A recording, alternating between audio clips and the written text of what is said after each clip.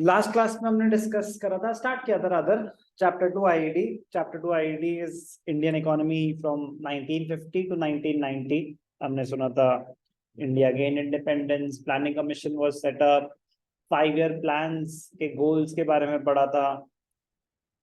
और जो चैप्टर है 3 एरियाज पे फोकस कर रहा है, 3 एरियाज पे फोकस कर रहा है, agriculture, industrial sector and trade.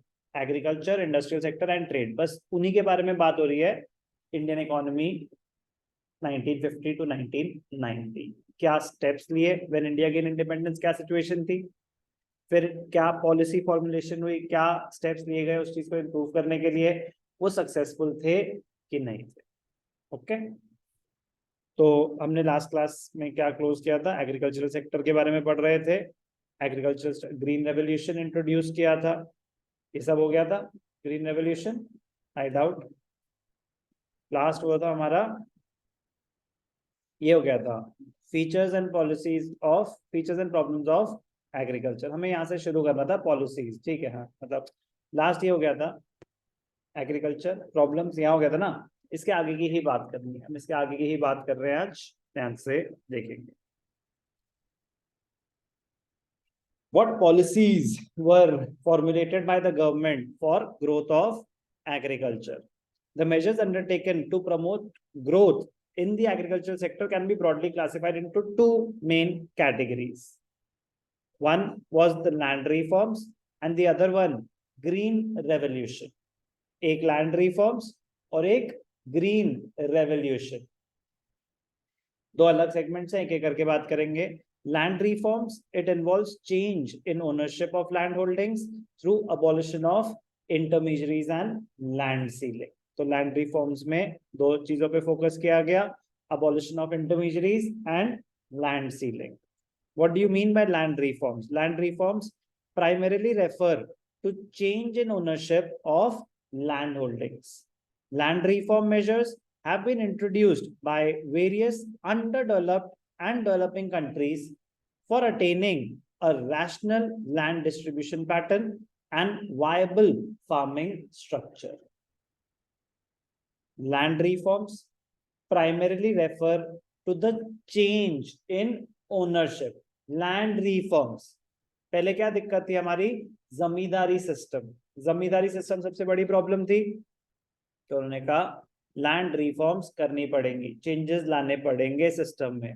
Land reforms primarily refer to the change in ownership of holdings, कि जमींदार से लैंड लेके give the land to the actual tillers जो फार्मिंग कर रहे हैं, उनको जमीन दी जाए। Land reform measures have been introduced by various underdeveloped and developing countries for attaining rational land distribution. कह रहे सब में बराबर बराबर बढ़ जाए, ताकि कुछ ही लोगों के पास कॉन्सेंट्रेटेड ना रहे। There was a great need for land reforms in a country like India. There was a great need for land reforms in a country like India. कह रहा ऐसा क्यों? Where majority of the population still depends on agriculture.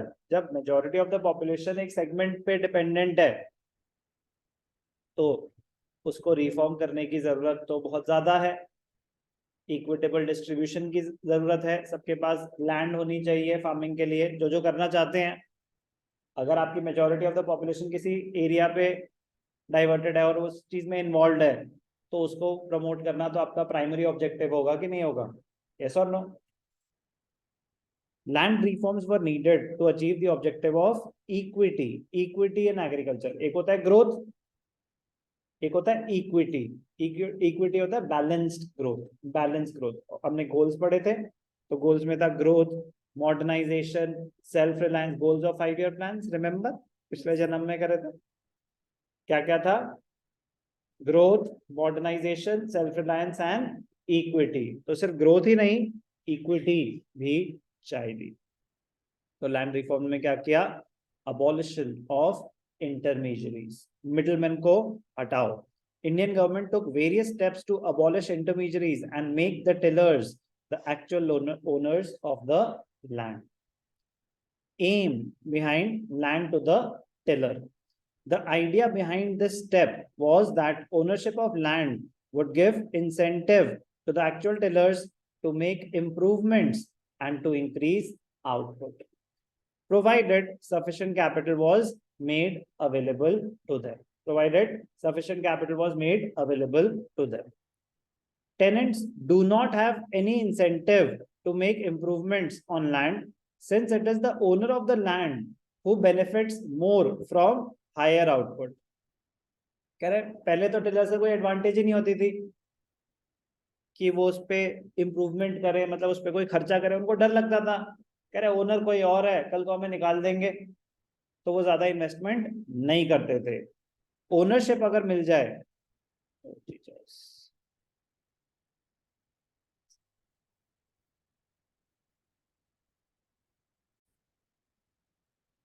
ownership of the land will enable the tiller to make profit from increased output. अगर उसको ownership दी जाए तो उसकी profitability बढ़ जाएगी.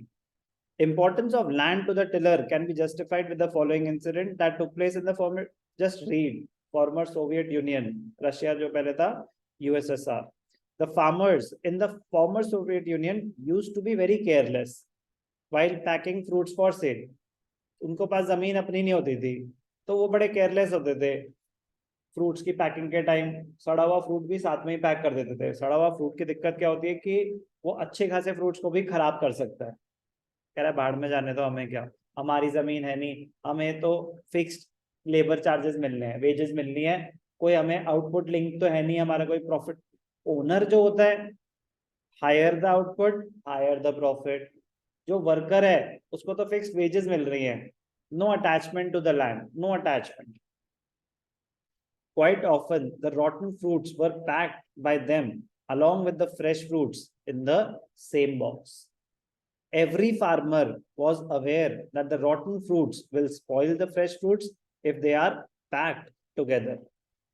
Since farmers did not own any land, they neither enjoyed the profits nor suffered losses. In the absence of ownership rights, there was no incentive on their part to be efficient. There was no incentive. Land to the tiller, without. The abolition of intermediaries brought 200 lakh tenants into direct contact with the government. The abolition of intermediaries brought 200 lakh tenants into direct contact with the government. The ownership rights granted to tenants gave them incentive to increase output, and this contributed to the growth in agriculture. This contributed to the growth in agriculture. However, the goal of equity was not fully served. Purpose था middleman को हटाओ, जमींदार से land वापस लेगी government और actual owners में distribute कर देगी. तो डिस्ट्रीब्यूट कर देगी तो थोड़ा सा बैलेंस ग्रोथ होगी, इक्विटी अटेन होगा. Correct. Purpose was not fully served by abolition of intermediaries because of following reasons. बहुत important है. Why were the abolition of intermediaries not fully successful? What were the failures? In some areas, former zamindars continued to own large areas of land by making use of some loopholes in the legislature. उनका फायदा उठाते गए, वो उनका फायदा उठाते गए.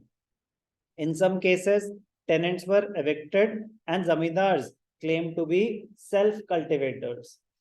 जब पॉलिसी निकाली गवर्नमेंट ने कि भैया जमीन जाएगी एक्चुअल टिलर्स, फार्मर्स के पास, तो जमींदार ने जो जिनको लैंड रेंट पे दे रखी थी उनको बाहर निकाल दिया और ऐसे शो करा कि जैसे वही एक्चुअल टिलर्स हैं, वही एक्चुअल फार्मर्स हैं. तो ऐसे लूपहोल्स का फायदा उठाया. Even after getting the ownership of land, the poorest of the agricultural laborers did not benefit from the land reforms. अब आपने गवर्नमेंट ने जमीन तो दे दी, बट कुछ इतने ज्यादा गरीब थे उनके पास बाकी सामान लेने के पैसे नहीं है, सीड्स देने के पैसे नहीं है, फर्टिलाइजर्स के लिए पैसे नहीं है, केमिकल के क्या पेस्टिसाइड्स के लिए पैसे नहीं है. काम करने के लिए तो पैसा चाहिए ना सर, जमीन से अपने आप तो हो नहीं जाएगा. Point, the goal of equity was not fully served with the abolition of intermediaries.